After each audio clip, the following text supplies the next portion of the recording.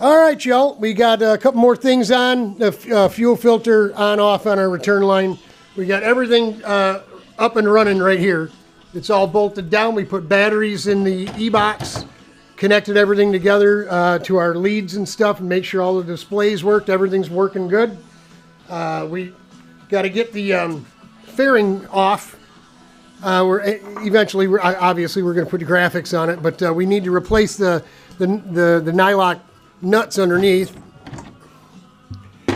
here and here with riv nuts, and we need to drill a couple holes in the tray on either side of the battery so we can run a zip tie around it just for extra security. That thing's tight in there, but you never know. You know, you hit a couple bumps wrong at Grattan and your battery starts bouncing around, and guess the news, Robert will be losing his mind. So best to get after it while we can, right? Everything else is coming together, folks.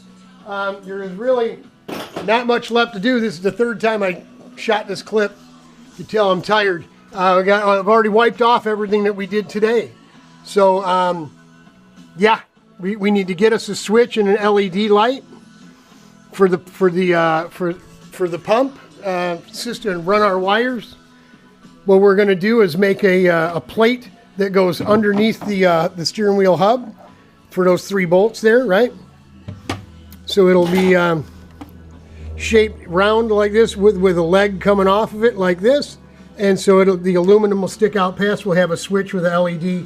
That way our pump on off and our power light will be right there in front of us. We won't ever forget to turn it on that way. That's why I use the light, because if you just put a switch on there, trust me, that light makes all the difference in the world. So we're getting closer.